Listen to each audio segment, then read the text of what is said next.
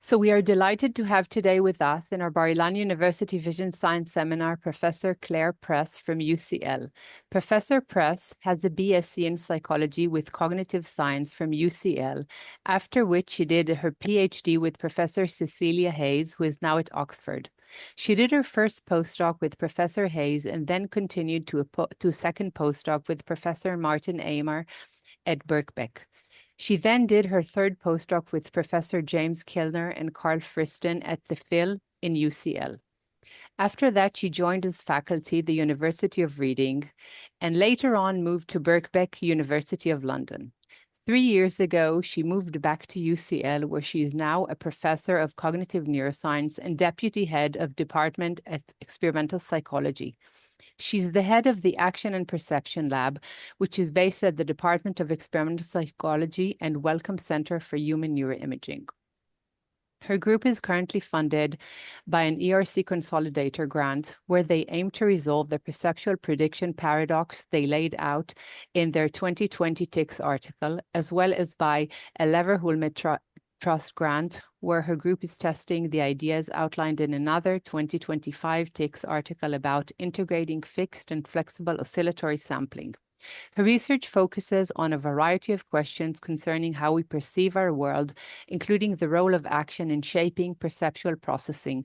For example, determining how perception is shaped by and for statistical learning, including the critical role of action in these processes, and understanding how temporal learning drives periods of perceptual sampling and oscillatory cortical processing. Her lab uses a range of psychophysical, computational modeling, and neuroimaging techniques as fMRI, EEG, and MEG. She publishes in top leading journals as TICS, Current Biology, Psych Science, Nature Communications, Cognition, JEP journals, BBS, and more. She's also an editor at eLife and Cortex.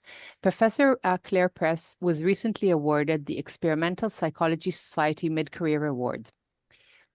She has supervised and is supervising many graduate students and postdoc fellows, many of whom continued on to successful academic or industry careers. So without further ado, I'd like to invite you, Clare, to our seminar to hear about your exciting research, and thanks you so much for joining us today. Thanks very much for that lovely introduction, and thank you very much for having me.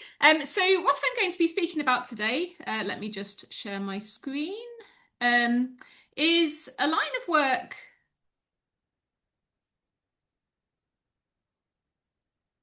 that we've had ongoing for over a decade now. So much of the theoretical background and motivation will overlap with that which will have been in talks if you've seen me speak before in the last decade or so.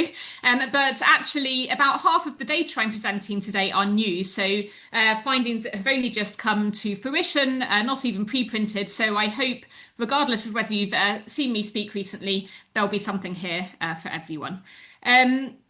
So what has been established across the last couple of decades is that learning about the statistical regularities within our sensory inputs is crucial for shaping what we perceive. So, for example, if we're playing a game of cricket, then learning about the likely future trajectories of the ball, given the past trajectories, is going to be crucial for our perception of this fast-moving ball when we're working in a system that's corrupted by noise and facing lots of neural transmission delays. And it's thus also going to be crucial for our successful interaction within this fast-paced type of sport.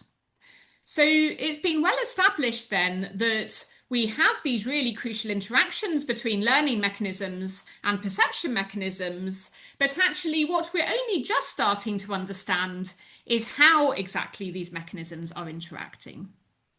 And something that has fascinated me about these questions actually for such a long time, which is why I continue to ask them, is that there seem to be many proposals on the table that are all supported by lots of evidence that are very sensible accounts of how our learnt knowledge could be interacting with the incoming perceptual stream, but that they actually can't all be true. So meaning there are many conflicts that you see within these accounts, and it means we have many unanswered questions still to answer, given this large number of conflicts, apparently in findings as well as claims.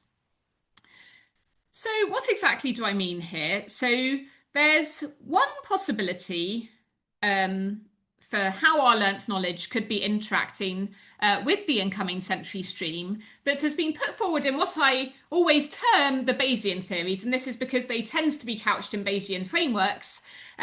But the important essence of these theories is that our perception is determined by a weighted combination of the sensory evidence that comes in with what we predicted was going to be out there. And this is usually seen as a multiplication function. And what this then results in is an upweighted perception of what we expect. So that is, we're more likely to perceive what we expect because our prediction was one of the sources of information that fed into that percept.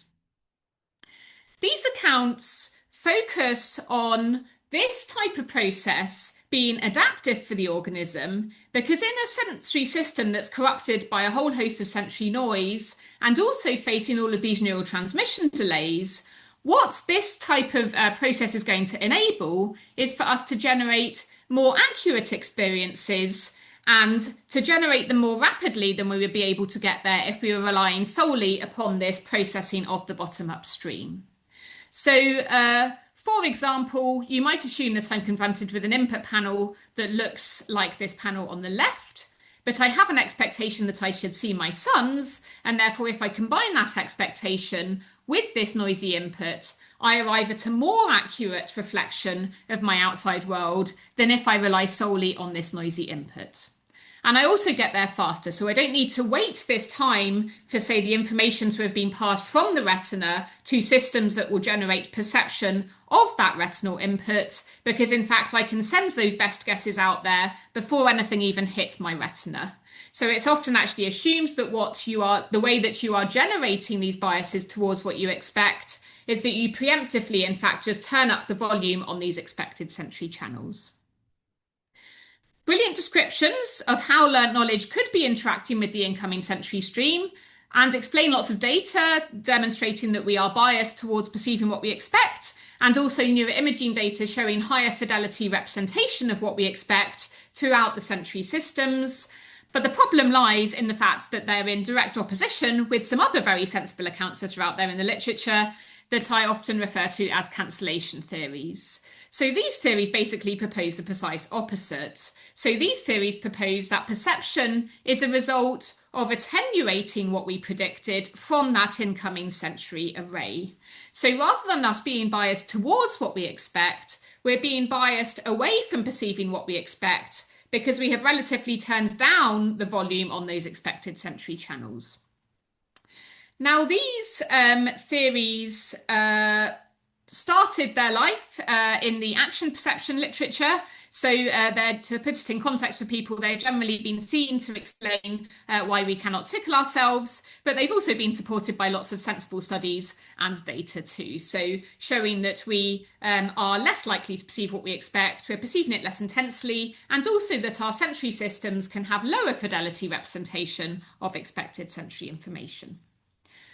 So these accounts, rather than focusing on the need to generate accurate, fast percepts in systems corrupted by noise and with transmission delays, they instead focus on the fact that we have limited capacity processing systems and we are bombarded with a whole host of information in these vast input arrays. And by relatively turning down the volume on expected channels, this is going to yield more informative perception for the organism because it's allowing our perceptual systems to effectively be focusing on those parts of the input arrays that tell us that the world is not as we thought it was, and therefore they're going to be most relevant for future learning and perhaps corrective action too.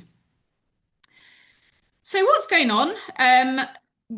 What we were thinking about when considering these questions is that these accounts plus their supporting data appear to highlight a paradox, which is that under these Bayesian accounts, we want to be basically amplifying expected channels to optimize accuracy, but that this type of process will subsequently be directly acting against informativeness. And that the cancellation accounts are saying turn down the volume on those same channels and now you optimize informativeness at the direct cost for accuracy. And surely it would be ideal if we could use our learnt knowledge to overcome all of these issues within a sensory processing system and make our percepts accurate, fast, and informative on the basis of our learnt knowledge. So at the theoretical level, we sort of perhaps want a mechanism that will do all of these things, but we can't do one thing without undoing the other, if you see what I mean. We also, of course, then have lots of findings that are apparently conflicting with each other. So what we want to do is to try to understand then really how this learnt knowledge is shaping perception and try to unpack this puzzle a little. And where we started actually with trying to answer this question was by thinking, well, perhaps perceptual prediction mechanisms actually operate differently in the domain of action.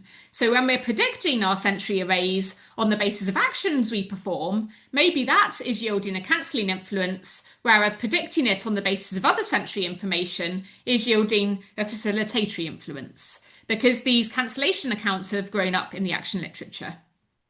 This is not the talk I want to give you today because this is very or fairly old work now. So what I'm going to do is just summarise it for you and show you where the papers are. You can ask me more about it later, but I want to move on to our newer work. So basically, but what we did in a project for a few years, going back quite a few years now, is to ask, is this really working differently in action? So we have these conflicting accounts, but in actual fact, we couldn't conclude that it worked differently in action because very different empirical approaches have been taken in the different fields. So we took the empirical approaches that have been used to generate support for these Bayesian accounts from the more normative visual cognition literature to the domain of action to ask whether it's truly working differently. And the answer was a very unanimous across the board. We could never find any evidence for it working differently in action. So across lots of psychophysics and neuroimaging studies, across vision, touch, audition, then basically if we apply the same type of approach that generates biases towards perceiving what you expect outside of action, you now get these biases within action too. So back to the drawing board, and now where I will start to unpack the studies that we have actually conducted. What we then thought about and led us to write a couple of TICS articles in 2020 was to say, okay, now what we need to think about is what type of mechanisms might we have at play that would allow us to generate fast, accurate and informative experiences on the basis of our learnt knowledge, but that probably apply then across sensory domains and can hence explain all of these hundreds of findings from across sensory domains. And what we proposed as a starting point, and this is a starting point that we have gone on to test, is that perhaps this is realised via two opposing processes with different functional roles. The first process looks very much like was being proposed in these Bayesian accounts already, which is that you have a preemptive process that operates before you even receive any sensory inputs, that is basically turning up the volume of expected sensory channels. And this is going to generate best guesses rapidly that most of the time will turn out to be true. So hence is generating broadly accurate experiences in this system corrupted by noise, and now also allowing us to get there quickly. This type of mechanism, as I described, will then actually render our experiences less informative. So it's going to render us less sensitive to those bits of information in this array that will actually different from what we anticipated was going to be out there. What we don't want is then perhaps something that looks like this cancellation mechanism, so effectively subtracting those expected bits from the input array because that counts against accuracy. So what we want is something different. And what we proposed is that perhaps we could highlight this model update relevant information instead via a reactive process rather than a preemptive one. So what we proposed is that actually we don't want a type of mechanism where it will highlight every tiny little error signal, because most of these small errors are actually just a function of sensory noise or a function of what we've learned about the variability in our environment. But we want mechanisms that will highlight sensory information that was so inconsistent with our learnt knowledge of the variability of our world that it's probably going to mean that we need to update our representations about what goes with what. So we defined this according to KL divergence between sort of a prior and posterior distribution. So basically, how overlapping are your beliefs about the inputs before and after you received this input effectively. And so what we proposed is a mechanism that would operate just when these distributions don't really overlap very much at all. So when what comes in is entirely inconsistent with what we knew about the world. What we proposed as one possibility is that this mechanism might be driven via the phasic release of catecholamines when you present something surprising. So Peter Dayan and Angela Yu, amongst others, have spent a long time investigating catecholaminergic processes that operate to surprising information that would optimize learning. And we propose that these types of process might actually play a role in enhancing the perception as well. And so specifically, we were quite interested in the phasic release of noradrenaline because this has also been shown at the tonic level to amplify the signal to noise ratio across the sensory system. So we thought maybe this would also have effects at the phasic level. So the studies that we've been conducting in order to investigate this account, first of all, I'm going to show you so we're going to be testing some versions of what we originally proposed in 2020, but also I'm going to be presenting you today some newer work that we have been conducting concerning sort of thoughts we've had along the way for how one might extend those ideas.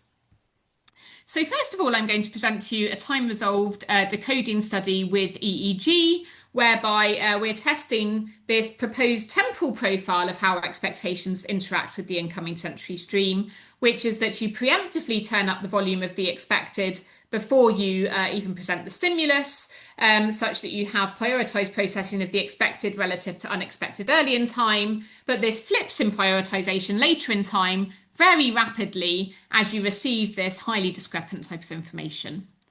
I'm then going to move on to 1.5 high-resolution MRI studies. So when I say half, we have conducted 2 studies, but we've only half completed the analysis in the second one.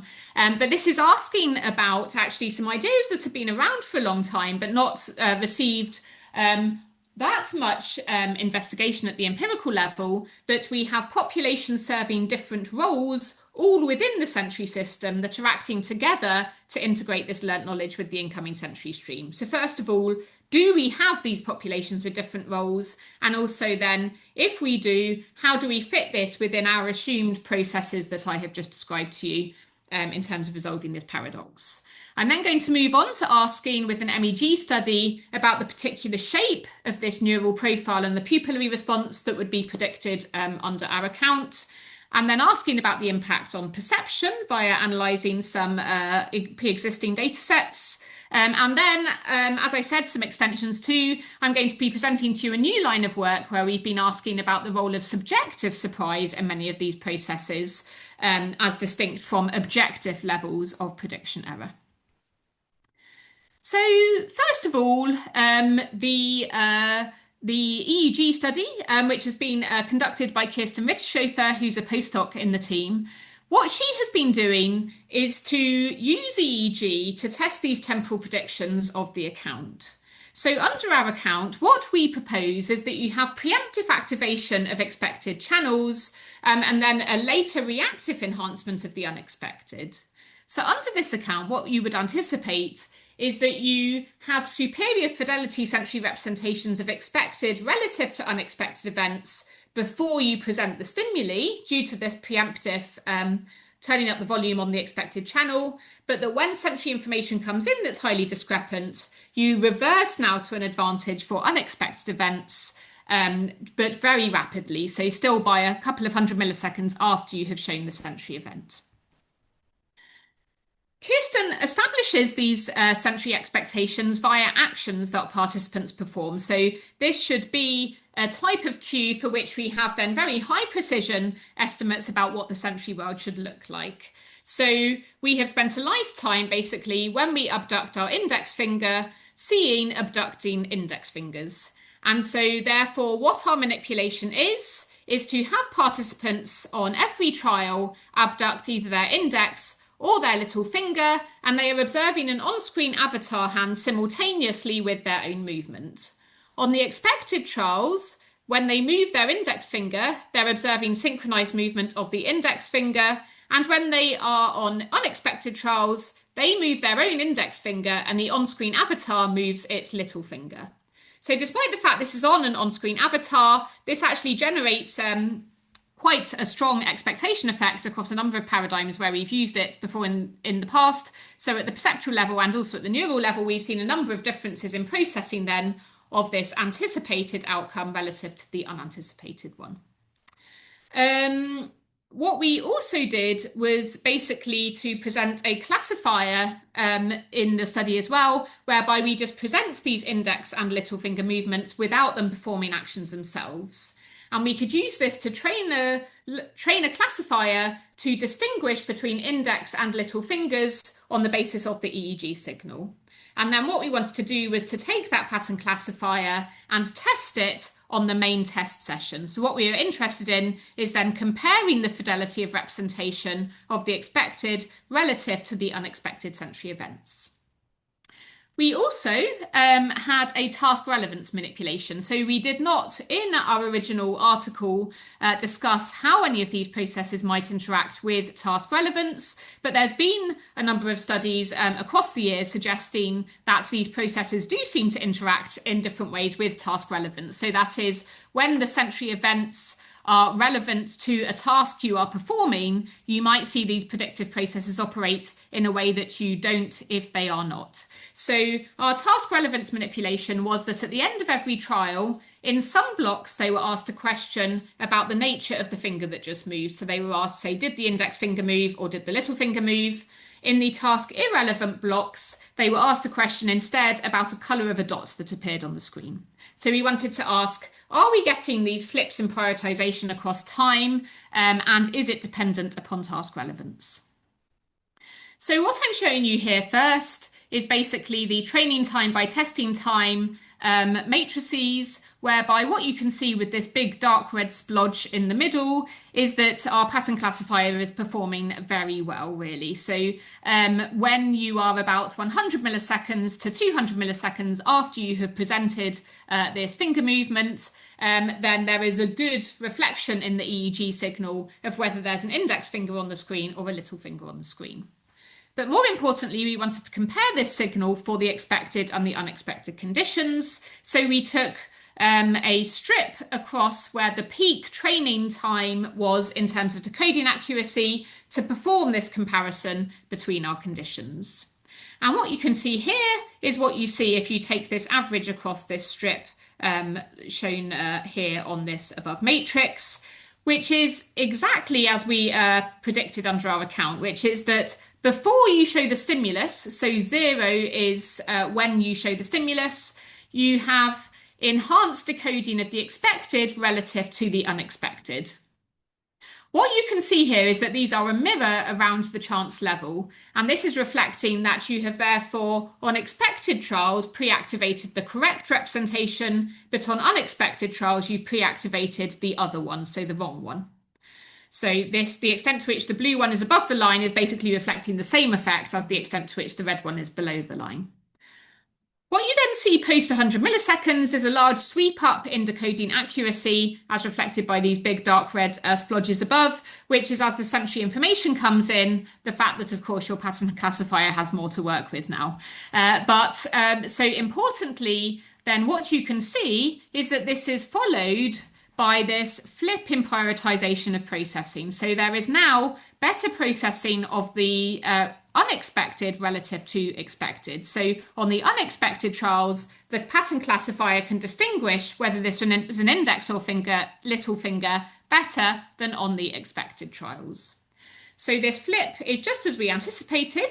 If you look on the task irrelevant, it's not quite what we anticipated then, so suggesting that we might have some interactions with task relevance. So this pre-activation effect, certainly in terms of the inferential stats, was gone, but in terms of numbers, it's not quite clear whether it's completely gone or just smaller. But then what does remain is actually then this later effect. So when the sensory events are task irrelevant, we don't have the early one, but we have the later one.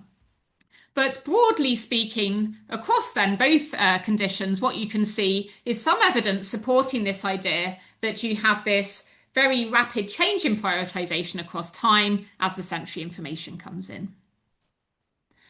What I'm going to move on to now are some MRI studies whereby what we've been asking here is whether you might have different populations serving different roles in terms of this interaction between learning and perception, that are basically all residing within sensory systems, but therefore we need to understand these different roles in terms of how these signals might be interacting with the type of signals I've been describing to you so far. So what has been popular in cognitive neuroscience for 2 or 3 decades and has had a lot of theorizing about, but not quite so much empirical evidence, are these predictive processing frameworks that come in different flavors, but basically all specify that you have units with different roles serving this integration of beliefs with inputs. Some of these actually aren't particularly amenable to empirical investigation because they're not really heavily specified enough. So if you just say, oh, it's different units all located in the same area, then there's actually not very much you can do with that idea because you've always got a way of explaining any pattern that comes in the data. But luckily, some of these accounts are actually specified enough such that you could ask whether the brain is looking like it has these different types of unit types in a testable fashion. And these are the accounts which say that you have a different predomination of these unit types in different cortical layers. So under some versions of these accounts, what is proposed is that you have this integration of the learnt knowledge with the incoming sensory stream, first via predictions, which are fed back to deep sensory layers and stored in what are called hypothesis units. Then you have input coming into middle layers, and then you have a discrepancy between those signals that is stored in what are called error units in superficial layers, which is then fed back up the hierarchy to update the prediction and send back down the new one.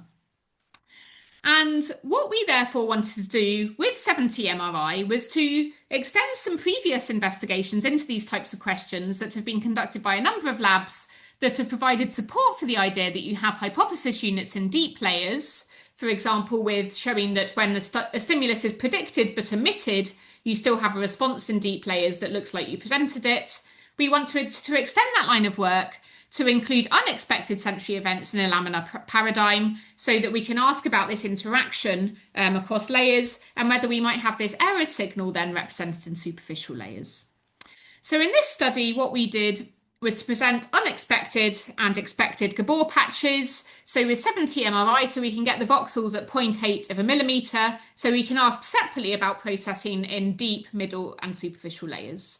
And what we wanted to ask was, with a decoding approach, do we have a higher fidelity representation of the expected relative to unexpected in deep layers, which would be in line with this being where you store your prediction? And then do you have an especially good representation of the unexpected in superficial layers, where it's purported that you have this error representation?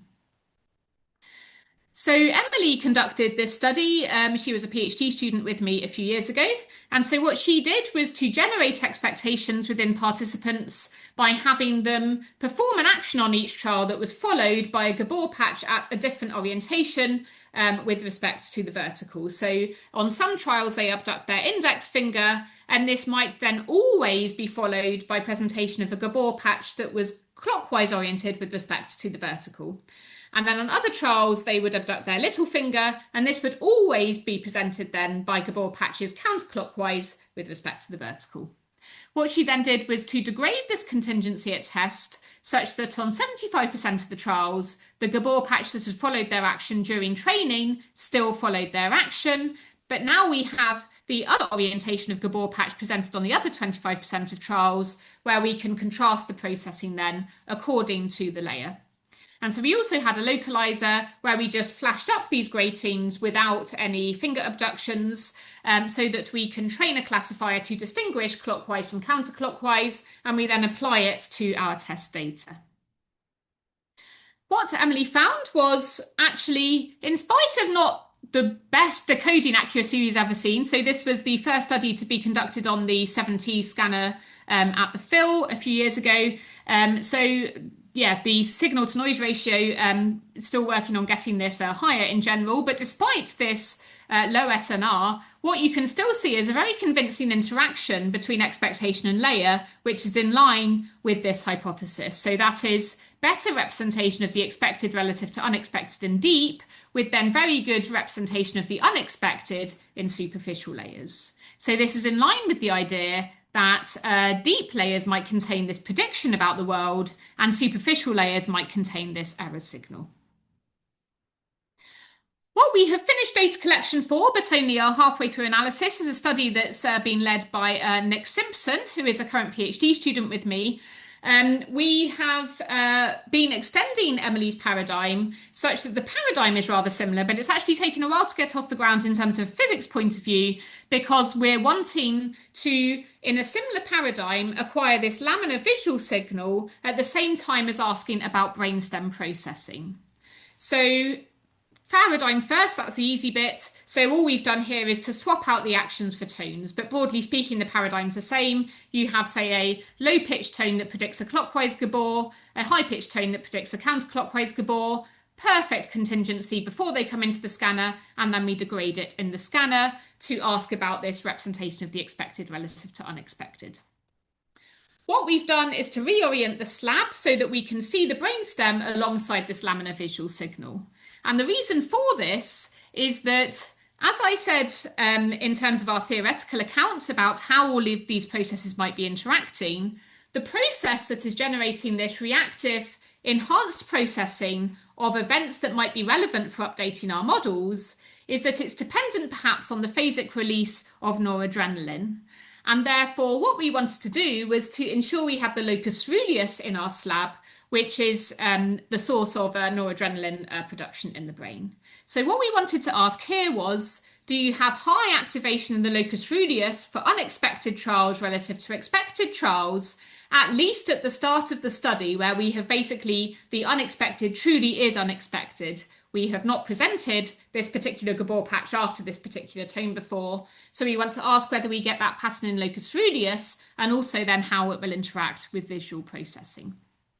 And so the part where we have completed the analysis, or I should say Nick has, is looking at the locus ceruleus activation. And what he sees actually is a very nice demonstration that we have a good signal here, which is that basically when at the start of the scanning, you have greater activation in this locus ceruleus for the unexpected gabor patches relative to the expected. So that is, these betas are on average lower than 0. So this is a significant effect, but this then reduces as you become to expect the unexpected. So that is Peter, Diane and Angela Yu's work that says that you release noradrenaline upon receipt of prediction error. That was all based upon what they call unexpected uncertainty. So when you present something that is inconsistent with one's learnt probabilistic distributions of the world.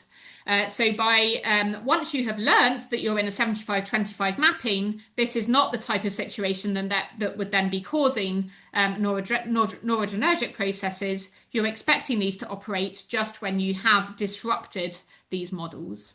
And so we have this nice signal then from locus ceruleus. So what Nick is now doing is to perform similar types of analysis to Emily to ask, do we have this superficial layer representation of the error signal in the visual cortex? And is this then interacting with this signal in the locus ceruleus? Another line of work that we have only just finished conducting, so not presented this before, has been led by Quirin Gaymaker, who is a postdoc in the group. And he's been particularly interested again in looking at these interactions between the brainstem and the sensory cortex, but particularly with a view to understanding the shape of these relationships. So something that we have been wondering is whether the cortical response to prediction error might be somewhat linear or graded, whereas the brainstem's response would be somewhat thresholded. So to unpack that a little bit, meaning that when you are receiving different error signals, so saying that the environment is perhaps not quite as you had predicted it would be, then the cortex is tracking small deviations as well as large ones in this linear fashion. So for example, in the superficial layers of sensory cortices, you might be having small responses to small prediction errors and then relatively larger responses to larger errors. But in the brainstem, what we were hypothesizing is that you might have more of a thresholded response.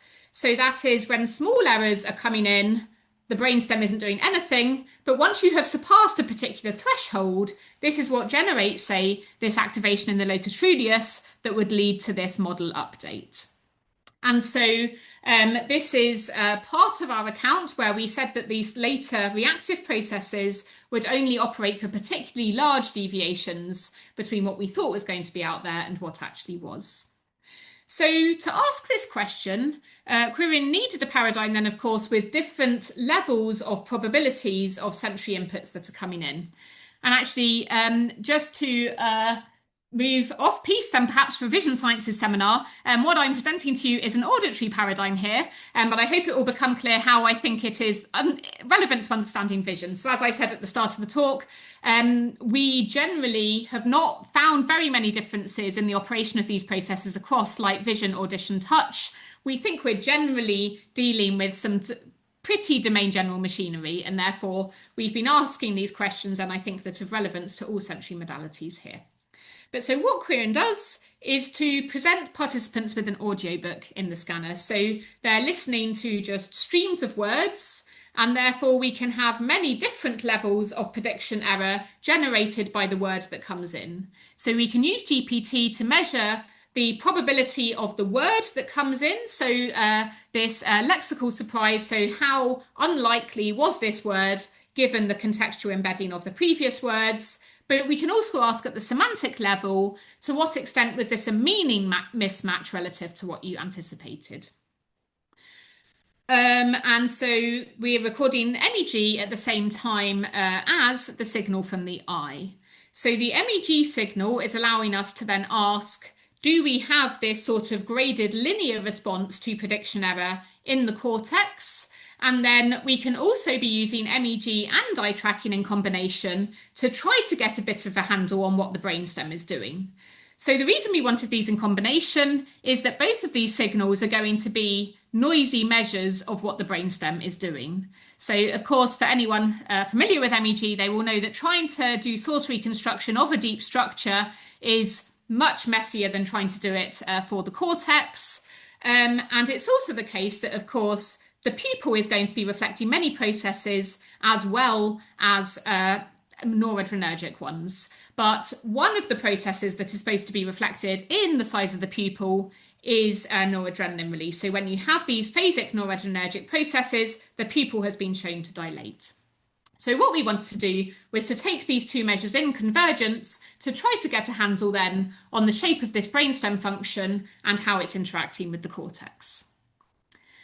So there's lots I could show to you about this study. I've tried to pull out the bits that I think are most relevant here. Basically, what we found across the board, so all types of analysis, was actually a pattern that looks a little bit like this one I'm showing to you here, which is that when we're looking at lexical surprise relative to semantic surprise and modelled both in a linear fashion, which is shown in the saturated bars, and this thresholded fashion, which is shown in the dashed bars, it's always the case that the lexical is modelled better by the linear regressor than the thresholded one. And it's also always the case in terms of numerical patterns that the semantic one is reflected better with the stepped regressor. But what we wanted to do was to look at the relative strength of this effect then too across the different types of analysis. The one I'm showing to you here is what we see in the auditory cortex. So what you're seeing here is just a lot of variance being explained by this graded lexical regressor. So basically in the auditory cortex, small amounts of error are generating a small amount of signal, large amounts of error are generating a large amount of signal, and then these other regressors are not really explaining much variance at all.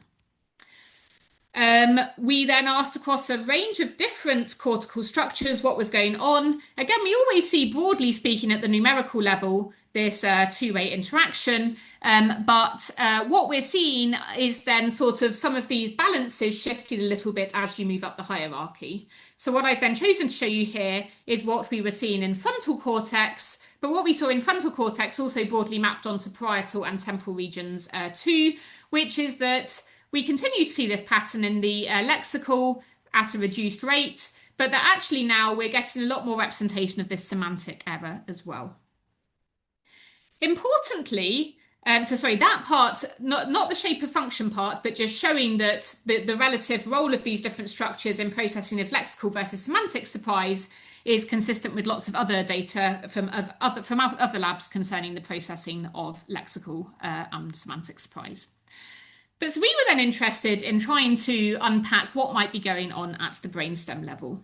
And so first of all, this noisy source reconstruction of the brainstem from the MEG signal, what you can see is, again, as I say, this two-way interaction, but now what's driving the response quite highly is this thresholded version of the semantic regressor.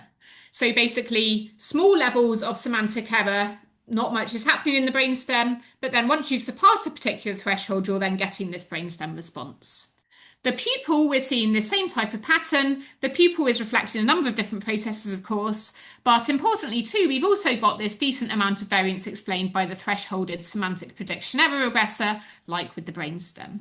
So we wanted to then try to understand the relationship between those two analyses via a mediation analysis. So what we did here was to take the pupil regressor and to ask how much variance it was explaining in the brainstem effects, but also in the cortex effects. And what you can see here is that basically the pupil is not explaining variance in any of the lexical analyses or the semantic cortical analysis. Where it's explaining the variance is in the semantic brainstem analysis according to this thresholded approach. So basically this thresholded signal that I've shown over here in the dashed green, this brainstem signal in terms of covariation is relating to this pupillary signal. And what you can see in terms of this plot is that basically where we're having this significance here is that the pupil is explaining variance in the brainstem localized signal 200 to 400 milliseconds after you've presented this surprising word, but at lags of the pupil where the pupil is following the neural regressor by half a second to 2.5 seconds. And so this is in line with what you would anticipate, given that the pupillary response to these processes in the brain is generally quite slow. So there's lots we don't understand at the moment, and of course we don't know what's happening in vision, but as a starting point we feel then that what this is looking like is that you have some sort of graded response in the cortex, certainly to lexical error, and that you might have this more stepped response to prediction error in the brainstem according to our pupillary and brainstem localizations. So I've wondered in this point, I've said, is it therefore the behaviorally relevant error? So this is occurring, as I say, for the semantic, so the meaning violations in this audiobook, which tends to be the most behaviorally relevant signal when talking about speech. But yes, of course, we'd need to further understand why, of course, it is the semantic relative to lexical and how that would map onto any visual effects.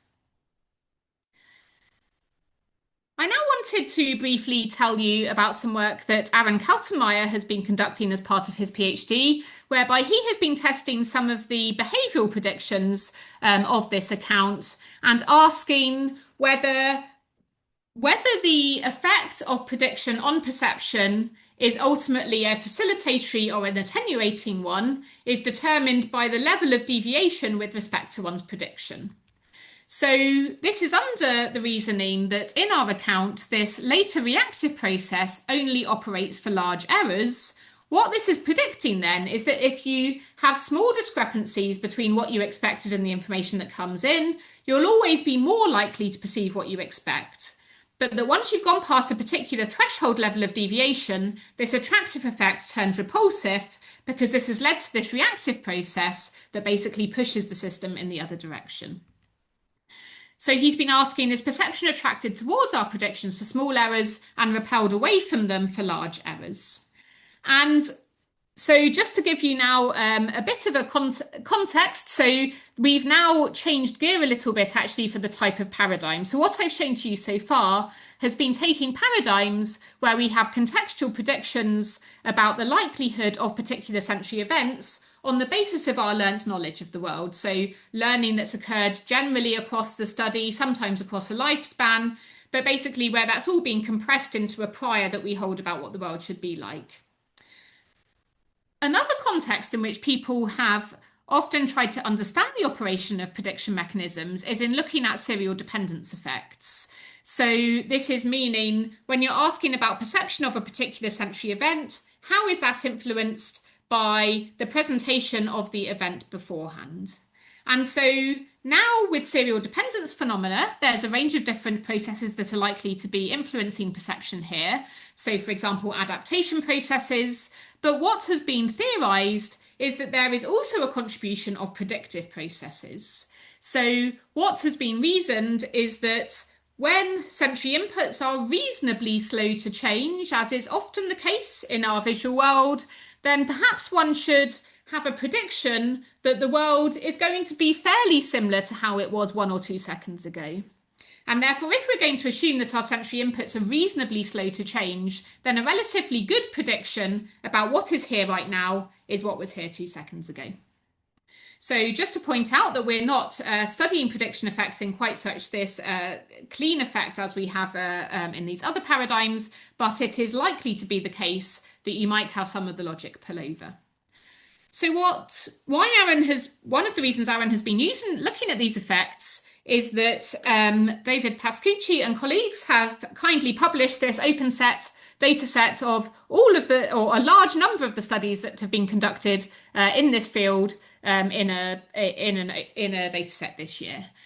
So all of these studies are usually presenting gabors of different orientations or motion clouds with different coherence in different directions. And what they're therefore asking is, are you attracted towards the direction of the previous stimulus, or are you repelled away from it?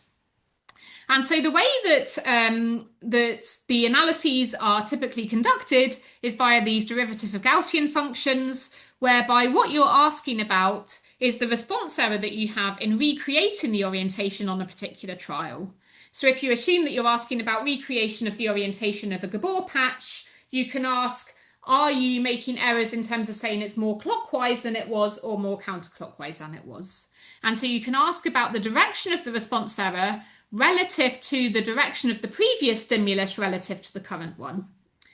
And so what is often found then are broadly attractive influences, which mean that you have the curve basically come upwards over here on the top right and come downwards over here on the bottom left. So that's meaning that as the previous stimulus relative to the current one is more clockwise, your response error is also more clockwise. And then as the previous stimulus relative to the current one is more counterclockwise, the response error is more counterclockwise. But these typically fit just by a single derivative of Gaussian. What Aaron was asking was whether actually the responses were best fit by a difference between two derivative of Gaussians that allows you to be attractive at small values and repulsive at large values. And that was indeed what he found. So basically what I'm showing to you here is actually the average data from across those 22 studies. So despite the added complexity of the model, then what you are seeing is attraction towards the previous stimulus when it's a small deviation and repulsion away from it at larger deviations.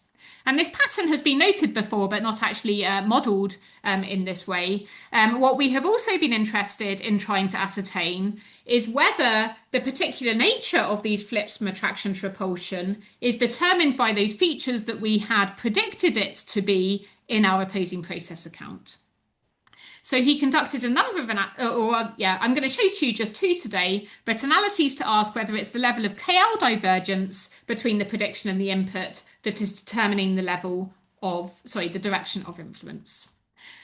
So first of all, he asked whether the switch location was determined by the precision of the functions. And so this is because, as I say, we have hypothesized that this process that generates these repulsive effects is driven by the level of KL divergence between these distributions.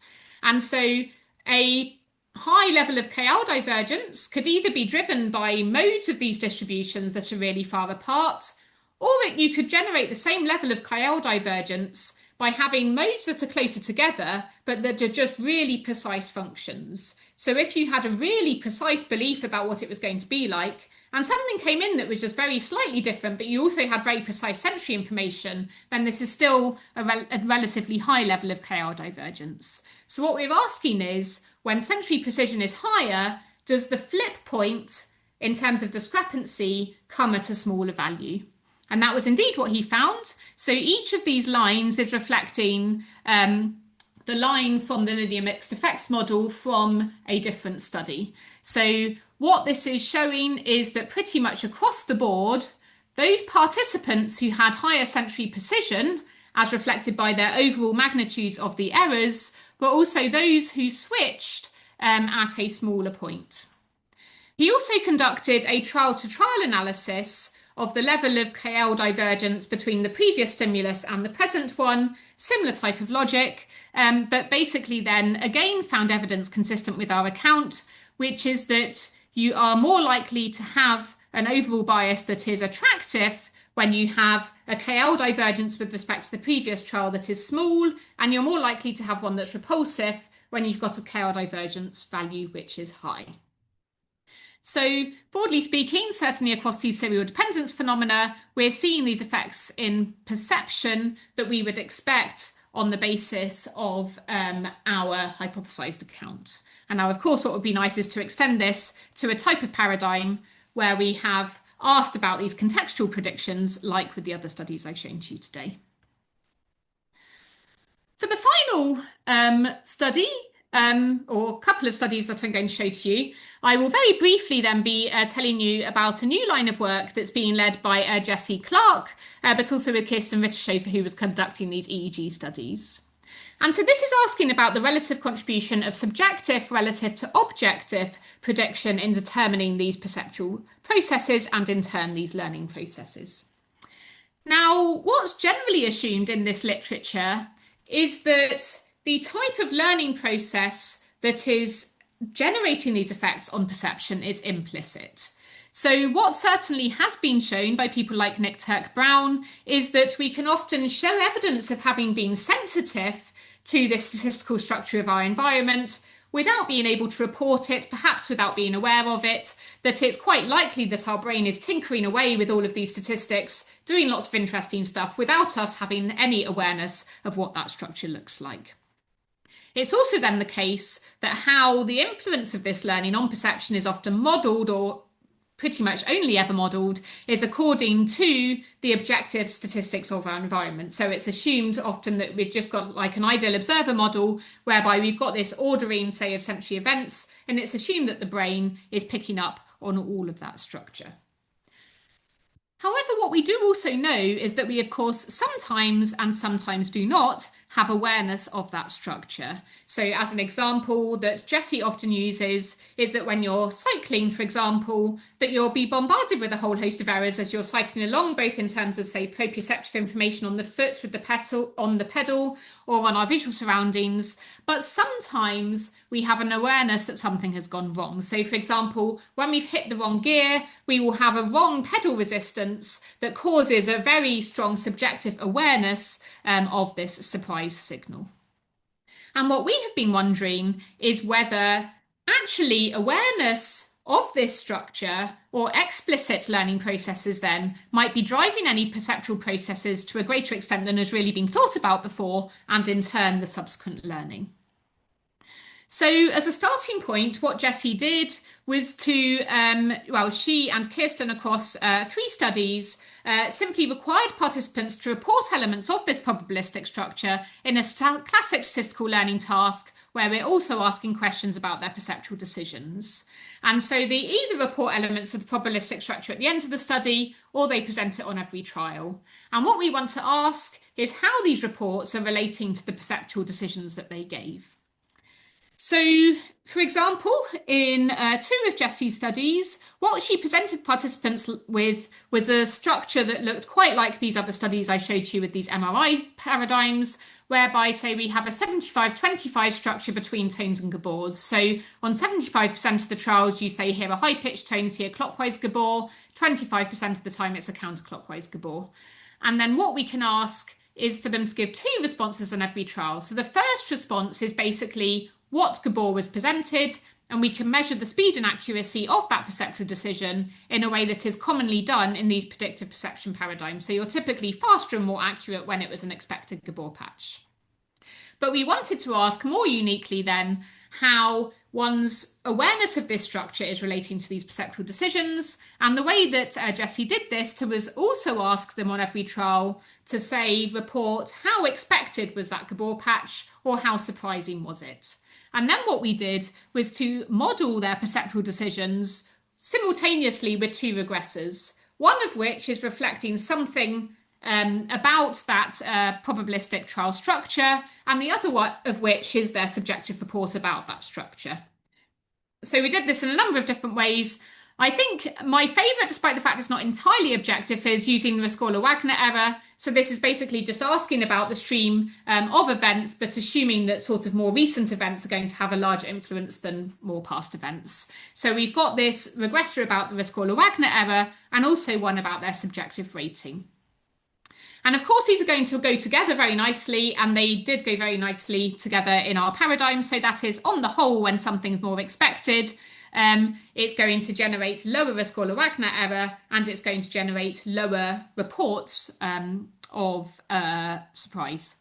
But these do also dissociate, so they don't go together very, very cleanly. They just go together on average. And so what Jessie then asked in this behavioural study was how they explained variance in speed and accuracy. So the top row is asking about variance in reaction time. And what you can see here is that both regressors are explaining variance in reaction time. So according to the Rescorla-Wagner regressor, as it becomes more expected, you get faster. And the same with the subjective expectedness regressor. As you report that it's more expected, you get faster. If you turn to the second row here, you can see the errors that they're making in reporting what that Gabor patch was. And so over here, you see that the Rescorla-Wagner error is not explaining anything in this, but we're seeing an effect of what they reported that structure to be. So many unanswered questions here, but suggesting that there are some distinct influences then of the subjective relative to the objective. So things about the subjective that are not quite captured in the objective structure. And what Jessie has just finished is actually an MRI paradigm taking this paradigm from the behaviour to the scanner to ask about the neural systems that are activated for the subjective relative to the objective information. And there's nothing to show you basically for the objective one. So the objective was not explaining anything at all once used in combination with the subjective. So if you leave the subjective one out, you get lots of stuff, as you would see with all of these classic tasks. But as soon as you put the subjective one in, all of the influence of the objective disappears. But there's lots that has been explained by the subjective that's not been explained by the objective. And so what we are broadly seeing is a lot in the front of the head. And so we're getting these huge clusters in anterior insular, IFG, pre-SMA and dorsal premotor. And interestingly, we've been looking into what generally is associated with this network of regions. And what is basically popping up is lots of work on what has been referred to as the salience network by Lucina Uddin, but has also been implicated in lots of sort of task switch conflict monitoring type tasks. And it's been proposed that perhaps you have this insular hub that projects throughout frontal cortex and motor regions that is responsible for detecting behaviourally relevant events and coordinating neural resources to respond to those. So in our case, this behaviourally relevant event is something that is subjectively surprising. So lots of questions then still to answer here, especially what is going on in the visual system. So we're about to run those analyses, but it's interesting to see the startings of perhaps some possibilities that the subjective awareness of structure could be explaining perceptual and learning effects in principle that have been typically assumed to be objective. So to summarise where we're at to so far with unravelling this perception learning interface, at the start of the talk, I was hoping to convince you that we need to use our learnt knowledge of the world to optimise both rapid generation of accurate perceptual experiences, but also for highlighting perceptual information that is needed for model updating. I've then presented to you some new work, all from the last couple of years, whereby we have been testing this account as well as other ways that we might see these interactions. So first of all, some EEG data that supports this idea of this rapid temporal flip in prioritization, then some laminar data that's suggesting we have different populations with different roles and different layers, and trying to understand then how this might be interacting with brainstem processing, also with this MEG study, ultimately demonstrating that this might produce different influences on perception according to the level of surprise, and perhaps showing a role for subjective awareness in shaping some of these processes. But as I say, this is very early stage work on that front. So thank you very much. Thanks to the Action and Perception Lab from over the years. So Daniel and Emily conducted some of these earlier studies, and then everyone else pictured here are current lab members, much of which you just saw with their work in this talk. So thank you also to my collaborators and to the funders. And so, as mentioned, it's been the ERC Consolidator grant that has been broadly funding this line of work as we try to resolve this paradox. And thank you also for listening. Thank you so much, Claire. This was really exciting and interesting. And I want to invite everybody to unmute yourself and give a big, can you hear us? Yeah? Okay, so it was really interesting. And are you happy to take questions? Yeah. Okay, brilliant. So I'll start. I wanted to ask about the last study that you showed about the fMRI and the predictions that you find in, let's say, frontal regions. Yeah. So do you find that these are also oscillating together, or so do you only find that in some model prediction, or do you also find that they are in some way synchronous, like functionally connected? Right. In So you mean, yeah. So we haven't. This is basically the first pass through the data. So I just thought I'd show you where we're at with it now. So meaning this is just a univariate analysis, including both regressors in the same model. Indeed, it would be very nice if we could, say, conduct some PPI analysis to ask certainly about the statistical covariation between these regions. Of course, I guess we'd need to take something, I mean, yeah, an imaging modality with a higher temporal resolution would be nice in the future too, to ask some more specific temporal mediation questions. But certainly, yeah, I mean, what did you have something particular in mind? No, I was wondering whether, for Yeah. example, it's the same network or whether it splits to, two or maybe three components, or maybe all to the, the different colors that you showed, whether it's one uniform network that has all these different Yeah. nodes, or whether there are some, I don't know, some different contributions of these.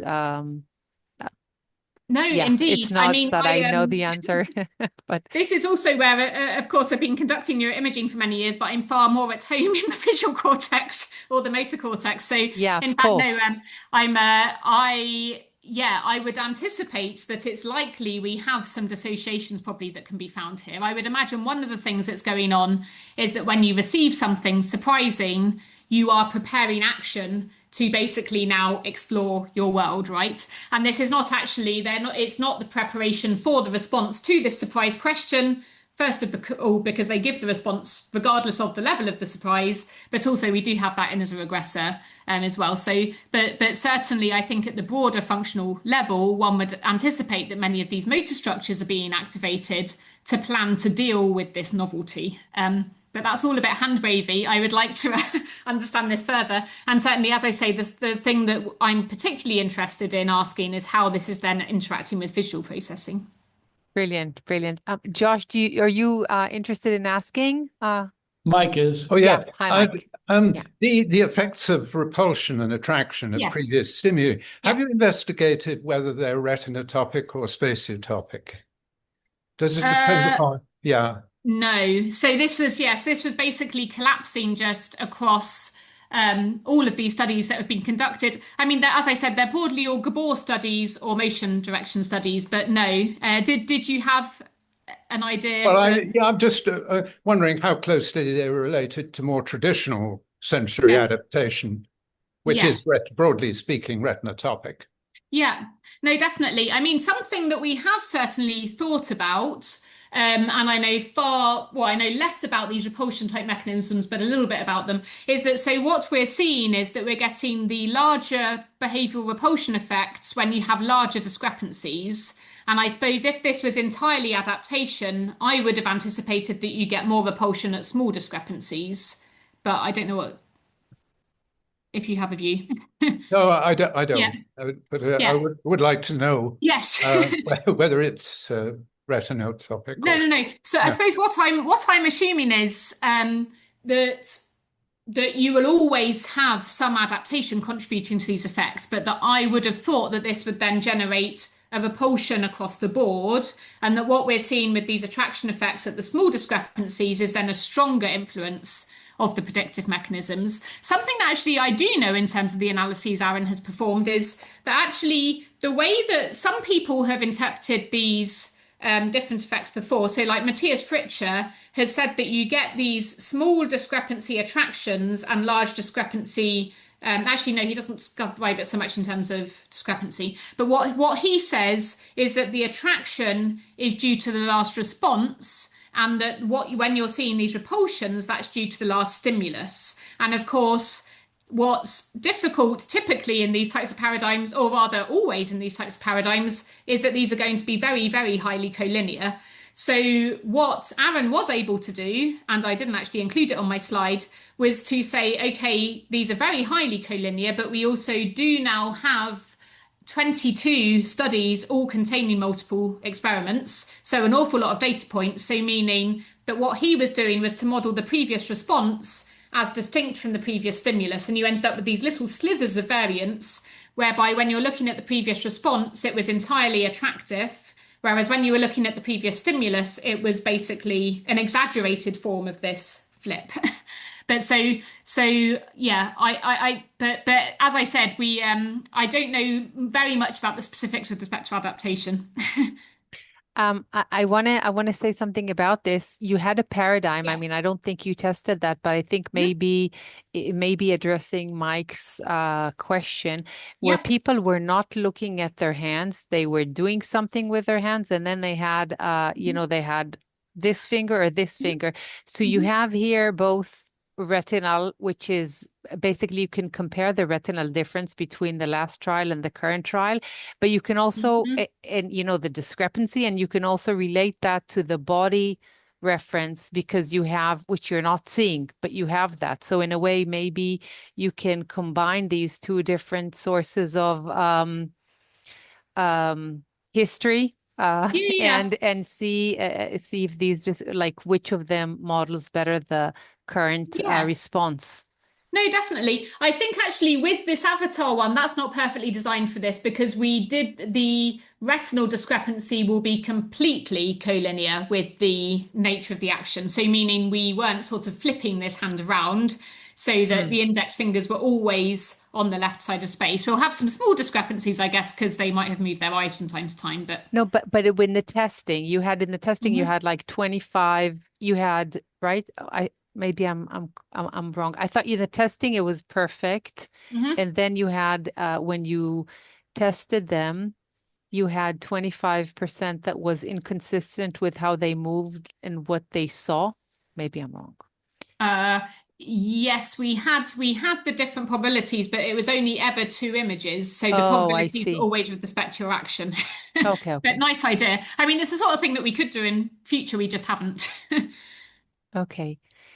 Great. And I also want to ask about so I know it's probably, I mean, probably imaging the superior colliculus is probably really hard Mhm. because I was thinking about your, superficial and deep layers, and Yes. in the superior colliculus, it's even, I mean, I don't even know how to address the Yeah, yeah. layers in it, but it's very different types of layers. Mhm. And I was wondering whether does high resolution MRI can it even target the different layers, which are even like different modalities in a way? Um, So do you mean in the locus coeruleus? no, no, So no. I meant in the superior this in colliculus, the which is superior another, colliculus. which is Yeah, yeah. not Yes. necessarily related to, it's not considered to be related to predictive errors. It's Yeah, more yeah, like a yeah. sensory motor kind of like involved in determining eye movements. But I was Yeah, thinking yeah. whether you could see there also some something related to that. Oh, and sorry, this reminds me of another question. Yeah. The focuses that you see, the foci in the frontal cortex, are they by any chance overlapping with the frontal eye field, or what is what is considered to be, all these eye fields that are, Yes. yeah, there are a few of them. Yeah, yeah, It's not, yeah. they haven't been always that clear in humans as Hmm. opposed to in primate studies, but still it would be interesting to see if there's some overlap Yeah, yeah. between these regions and in eye planning, let's say eye No, movement planning. definitely. Yeah, yeah. Now, I suppose this is where, I mean, certainly within our paradigm, you wouldn't actually gain more information from moving your eyes because it's just a Gabor patch taking up the whole screen. But that's Mm. not to mean that we've not sort of evolved to explore in a way when we receive some surprising information. So, indeed, it is quite likely that we would anticipate some sort of activation in these regions or even saccade. So, I mean, we do have actually we have got yeah, we've got eye tracking data in Jesse's study as well as Nick's. We haven't looked at it yet, but certainly Quirin, who is the postdoc who's conducted these audiobook studies, in much of his previous work, he has been looking actually just during his PhD with Nathan Weiss at how we saccade basically upon receipt of this different type of information, even when it's auditory. And so therefore, even when in principle it's not giving you information, but I guess as you explore your cognitive map. Yeah. So Joran Bonnet is here, and I think he also has ideas about Yeah, surprise and eye movements and eye or eye property, what would you say, eye yeah, properties or yeah. eye care, behavior related to surprise. So I mean, I don't know if the eye fields and the frontal cortex are only involved in saccade planning, or maybe like which regions are precisely tuning our the width or the size of our pupil and all of these Hmm. things. What is attenuating that? So I don't know, maybe that's also happening in frontal arousal, or I'm just, I don't know, Yeah. but it's really interesting. um so many open questions. So I want to thank you. Oh, Adam, do you is that Yeah, a I have a question? comment, which is that I'm really interested in the attraction repulsion thing. Mhm. I've studied for many years the so-called Perky effect, which is when you have visual Hmm. imagery, it interferes with visual perception. But it turns out that I was wrong because at low levels of accuracy, in the Yeah. no image case, having an image actually helps. It's Yes. only at high levels of accuracy, like a D Right. prime of 2, that Yes. you get Yeah. this massive interference. So there's a crossover effect. Yeah. And I found that the crossover effect doesn't depend on the type of imagery. So you can have moving imagery or bright imagery or dim imagery or whatever. It only depends on the physical distance between the stimulus and the surrounding image. But anyway, that's just sort of detail. But the thing is, I didn't think of it in terms of a prediction system, but if you think Hmm. about your view, I think the two ideas relate to each other, meaning visual imagery is a way of getting a mental sort of picture of what the Yes. person's anticipating. Yeah. So I wondered if Yeah. you had thought about this Yeah. as well. Indeed, I have thought a lot about it just in terms of musing. I've never studied it, but certainly it's discussions I've had a lot. So Nadina Dijkstra is also at UCL. We've had several conversations about this. I think in terms of imagery, lots of this machinery that comes up in prediction looks really rather similar as the machinery that comes up for imagery paradigms, right? So I think there's even, I'm trying to now think of the most relevant studies, but basically evidence that when you are imagining something, this is activating deep sensory layers in the same way that predicting it to occur is doing this. So yeah, I would not be surprised if this all boils down to the same type of process, and therefore that yes, what you could be seeing is that imagery is a reflection of your prediction or vice versa. Yeah. Yeah, is that how you would see things? Oh, sorry, you're on mute. I was influenced by Sydney Siegel. That was her Yeah. theory of imagery. Yeah. That is a predictive thing. That was in the days of analysis by synthesis, which was the old term for this concept. Yeah. So she studied recurrent imagery as well as imagery trial by trial.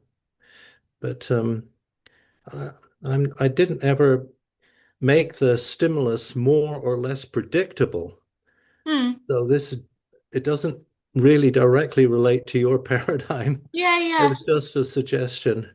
Yes.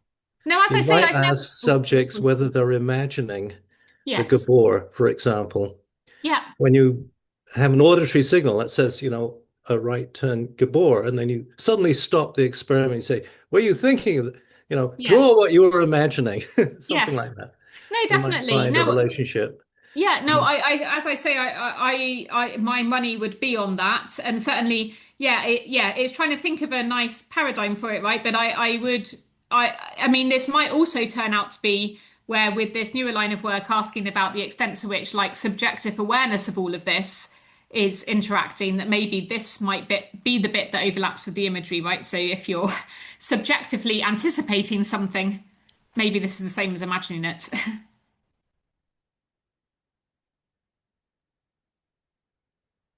Oh, Sharon, I think you're on mute.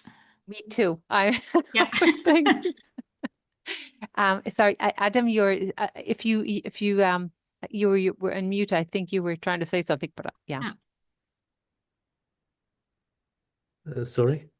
No, I just thought you were saying something else, but maybe I was wrong.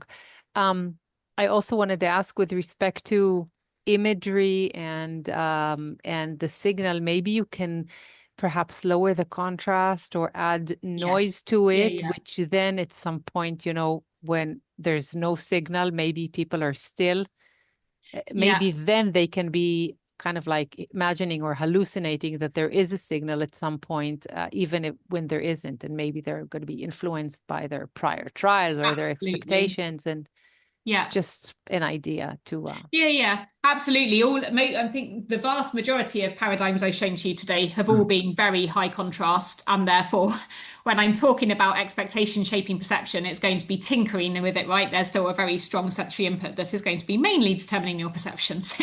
I can respond to that because Yeah. one of my students did a study where they got the no imagery accuracy D prime down to 0. So there's Right. actually there is a signal, but it's so weak that it's really below threshold. And then when you add the image, you improve your accuracy by 5%. So you're now at 55% correct instead of 50% correct. I mean, it's hardly a large effect, but the fact Yes. that it exists at all is really remarkable because the Yeah. imagery actually is independent. I'm sorry to tell you all of this, but the stimulus is an acuity target, so it could be right or left. The image has is just vertical lines. So the image doesn't tell you what the signal is, Yeah. but the presence of the image allows you to concentrate on the orientation of the Yeah. signal, Mm-hmm. the vertical part of it, and then the offset becomes more visible. So it's a complicated little Yeah. sensory signal thing, but the fact that imagery helps at all, it just blew my mind to tell you the truth, because Yeah. I never anticipated that would happen. I thought this was going to be a failed experiment, but Yeah. it's the experiment that she's mentioning. Yeah, so it does Yeah. work. No, that sounds very interesting. So, Claire, I want to thank you so much for this really interesting and thought-provoking concept or concepts that we are going to be thinking further about. And we're looking forward to hearing, how all these new studies come out. And thank you so much for joining us and sharing your beautiful research with us. And everybody have a lovely rest of the week. And see you next week. I'll send more details about the talks to follow. Brilliant. Thanks, everyone, and for your fascinating questions. It's been a pleasure. Thank Thank you you. so much. Our See you. pleasure. Yeah. Bye. Bye.